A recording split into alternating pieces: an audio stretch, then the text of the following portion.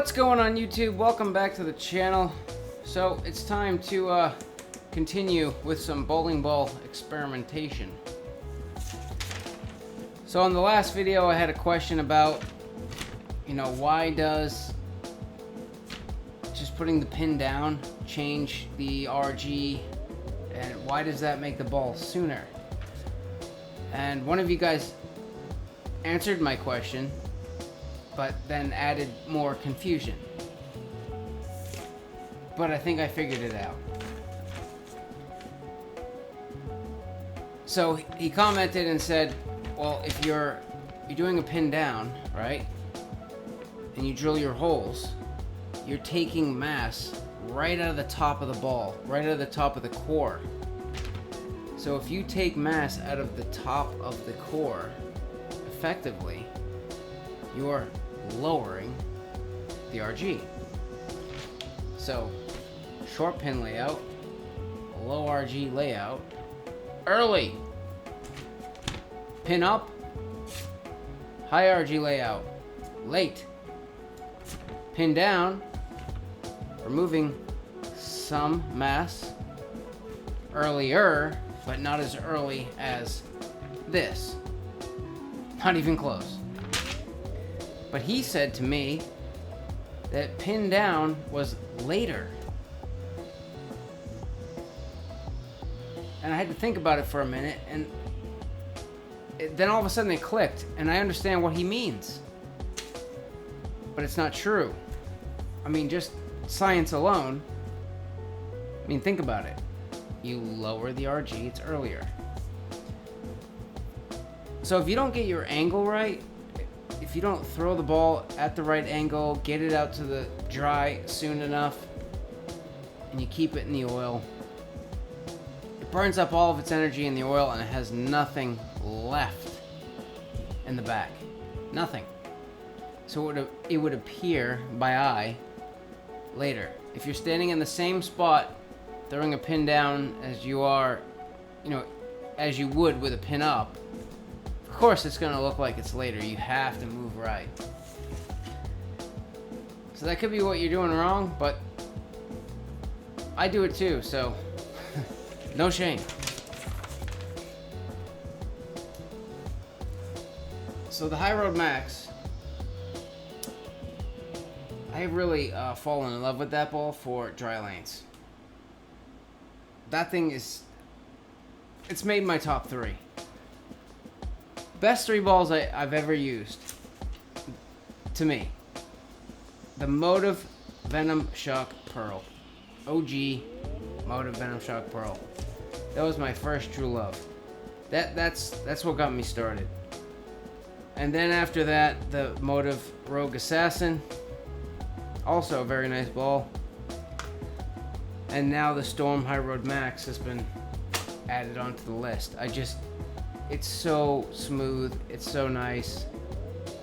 It's a great ball to throw. So we don't need 2 super smooth layouts. And I wanted to save it, but every time I go bowling, I'm like, you're not making the cut. Because the High Road Max is filling your slot. So I wanted to test this whole where you take mass out of the ball thing. So all of the symmetrical balls that I've drilled thus far, I've been trying to keep the PSA to PAP number the same, so I don't confuse myself. Whether it's pin down, pin up, the only time I change it is if I have to, because the layout won't allow for it. So the first layout we had on this ball was a 5.5 by 5.5 by 1.5 inches up, and it was a little strong, but then we went to a 6 by 5.5 by 1.5 inches down, pin down layout, and it was too close to the High Road Max, so no need. So this time we're gonna try the instead of taking mass out of the ball up here, we're going to take the mass out of the ball down here. And I was going to go like balls to the wall and just go 1/4 of the ball and go down 6 3/4. But I know with the pin to pap, like a 1-inch move is a lot. So I just wanted to see if there was a noticeable difference. So this layout is a 5 3/4, sorry. 5 3/4, so I split the difference between the 5 1/2 and the 6. 5 3/4 by 5 1/2 by 3 3/8 up. So that pin is way up there. So this should, if we're taking more mass out of the side of the ball, right, that should raise the RG and make it later. And this being a hybrid, mixed with some solid there, it should have some read, but it would be just kick ass on the back end. That's what I'm hoping for. So let's go see how it works. So real quick before we go, I just wanted to ask you guys if any of you have heard of COVID bowling shortage, or if that's even what's going on. I went to Buddy's Pro Shop and I was looking for a few symmetrical balls that I was considering purchasing, and I couldn't find anything. Nothing. So I was like, well, I might as well get an asymmetric then, because I have been saying that I wanted to, mess around with some asymmetrics. So I was looking for like the cheapest one that I could find for experimentation purposes. Black Widow 2.0 carbon fiber. But I don't know. I'm a little nervous with this one. I've seen what these balls do. But this should be coming soon, but I don't know how soon. It's in the works. So do you ever have one of those days where you know what you're doing wrong, but you just can't fix it? Yeah, that was today for me. I knew what I was doing wrong. For this ball, anyway. I had to slow my feet down and throw it more to the right. That's it. That's all I had to do. But my brain just couldn't get my arms and legs to follow along. So then at the end, and you'll see, I had to exaggerate it. I had to exaggerate it to get the old, processor. Like, oh, okay, that's what you mean. And as soon as I did it, well, you'll see. It was just... It took me 5 games to figure it out. Oh, God. But anyways, this ball is exactly what I was expecting. Like as soon as you put this ball down on the lane and it touched the lane, it was like slam on the brakes. It just slowed down. It would start sliding, and then you could see it slow down. And then as soon as it started getting into the dry, it stepped on the gas. But it wasn't too strong to use here at all. Like it was good. I was just having problems with consistency. It was like a little right, little left, little right, oop, a strike, little left, little right, oh, another strike. Then I'm like, let's just go back to the, there it is. Oh, yeah, no problems there, so let's go back to the other ball. Oh, we got lucky there, and then it was like a string of bad shots. I was just getting frustrated. I was like, what is going on? Like, why can't... I was like, okay, all right. I'm gonna exaggerate it now. I'm gonna, like, walk slow to the line. Very slow. And then it was just bang, bang, bang, bang, bang, strike, strike, strike, strike. And I was like, oh my god, oh, I should have... Maybe I'll do that in the future. If I know I'm doing something wrong, just exaggerate it for the first couple of shots to get it to sink in to the old, you know, processor thingy.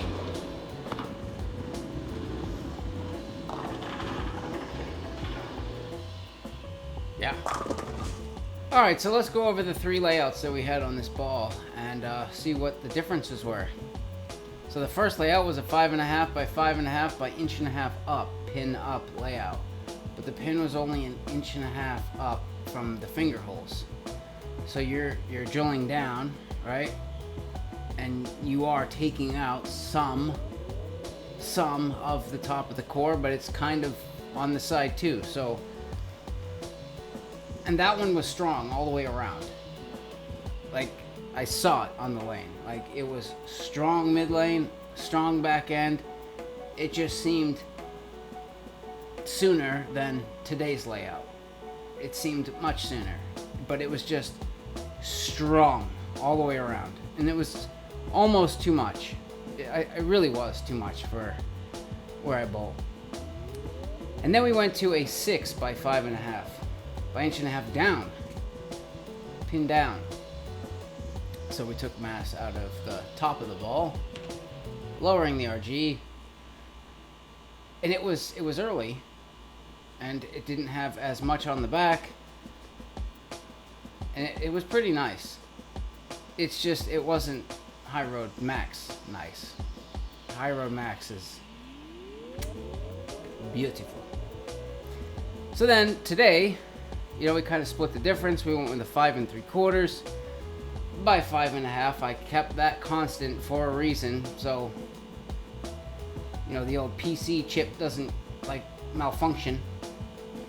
And then we went with a 3 3/8 up. So we really pulled those finger holes down and went into the side of the core to try to raise the RG. And that's exactly what happened. Like, it had plenty of mid lane read. It was later for sure, but like when it got down there, it was like pedal to the metal. Let's go. But it wasn't like I say, it wasn't too strong. It was what I would say it was, but it was usable at Boston Bowl, which was nice. So if you stuck around to the end of the video, I would like to give away the Storm High Road Hybrid. And if you live in Boston and I know you, you can probably just come to my house and pick it up. Or if you live in Boston and I don't know you, you know, I'll just meet you at the bowling alley on Sunday.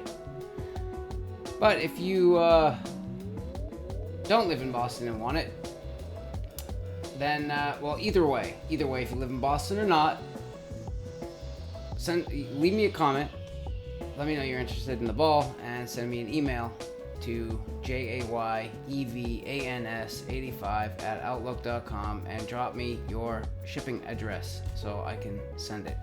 But if you've already gotten a ball or 2 or 3 or whatever, you know, I'm gonna let this run for a while and see if there's anyone else out there that's interested.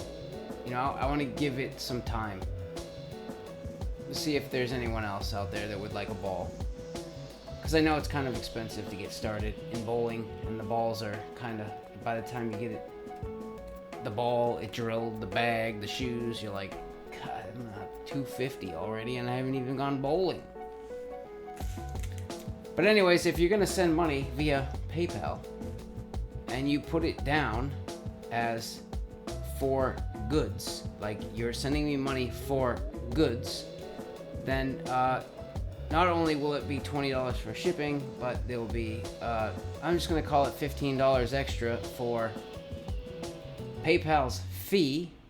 And then, you know, Uncle Sam's going to come knocking because I'm a seller, as I found out. I had to call them. I was like, excuse me, a seller? I'm not selling anything. But if you put the money down as a personal payment, I will get it straight away. And either way, as soon as the money hits my PayPal debit card, I will go and pay for the shipping, send it out, and I'll send you the tracking via email.